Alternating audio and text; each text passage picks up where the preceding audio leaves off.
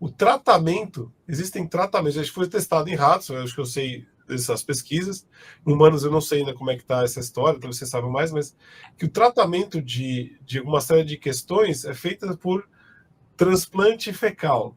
Ou Isso. seja, você transplanta as bactérias de uma pessoa para outra. E, cara, em ratos é muito interessante porque as pesquisas mostram, de fato, o que, sei lá, ratinhos que estavam com, sei lá, obesidade ou estavam mais gordinhos assim, e o outro que tinha um metabolismo mais acelerado, se você fizesse isso, o que estava gordinho começava a ter um metabolismo mais acelerado. Óbvio, tem especificidade da pesquisa, né? Mas é fato isso? Vocês... É muito fato. Era uma pergunta para mim, isso? Não, qualquer um dos dois. O Chico quer falar também? Quer comentar, Chimba? Se quiser mandar bala, manda. Senão eu vou falar algumas coisinhas. Fica à vontade. Acho que isso existe, tá? Primeiro, o transplante fecal é uma realidade.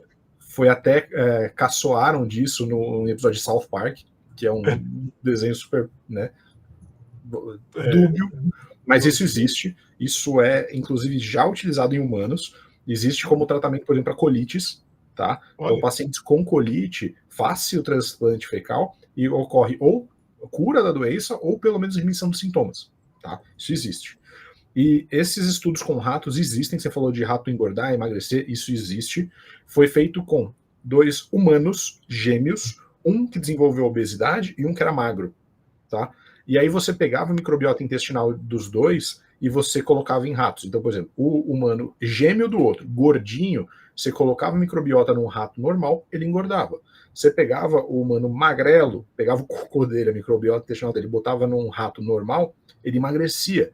Então a microbiota tem também efeito sobre a nossa variação de peso, sobre a secreção de grelina, que eu falei lá atrás, que é aquela avidez por comer, né? Também de GLP-1, e na sensação de saciedade. E a mesma coisa, agora já entrando no segundo tema, na questão de justiça ou não. A gente sabe que a resposta a estímulos positivos ou não, o que nós consideramos justo ou não, honesto ou não, ele também tem resposta diferente em cada um de nós. Alguns atacam e descontam em alimento, alguns descontam em estresse, alguns descontam em outras atividades.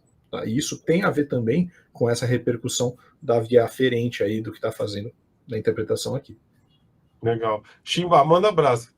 Alguns comentáriozinhos só. O Fê tá falando bastante coisa legal aí. Curiosidade para o pessoal, né? Se você for ver a microbiota das famílias, né, que vivem mais juntos e tudo, vão ter microbiotas muito parecidas, né? E por isso que a alimentação daquela família vai ser muito importante. Então, por exemplo, se você pega um paciente, uma pessoa que está com algum problema de saúde aí, precisa, sei lá, seja emagrecer, controle pressórico, diabetes, essas coisas, não adianta nada você tentar mudar um hábito alimentar, que você vai acabar influenciando, tá na moda aquele negócio de falar alimentos inflamatórios, essas coisas, isso também tem a ver com a microbiota, né? Porque você vai estar selecionando alguns tipos de micro-organismos que vão produzir alguns tipos de metabólitos mais específicos ou não, né?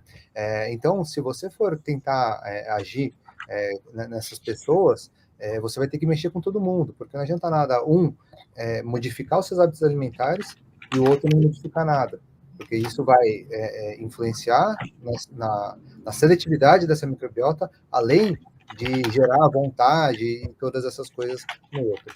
O que o Charles comentou desses estudos aí de DNA e tudo, é uma ciência que chama metabolômica, né? Isso aí começou a ser mais discutido em 2018, mais ou menos, né? Onde faz um exame das fezes, né? E você entende quais são os metabólitos que são secretados naquela fezes. E cada substância que você ingere e metabólito que você produz no seu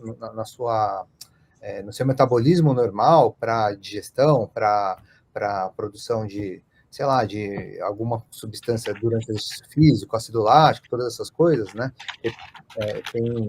Só para entender porque eu estou falando disso, tem atletas, por exemplo, que demoram mais para produzir ácido lático. E aí, investigando a microbiota dele, por exemplo, foram entender que tem um micro-organismo específico que acaba protegendo aquilo, né? Falando de uma forma mais leiga para o pessoal entender. Então, o que essa metabolômica estuda, né? E que vai ser bastante importante para o assunto que a gente está falando. Baseado nos metabólitos que são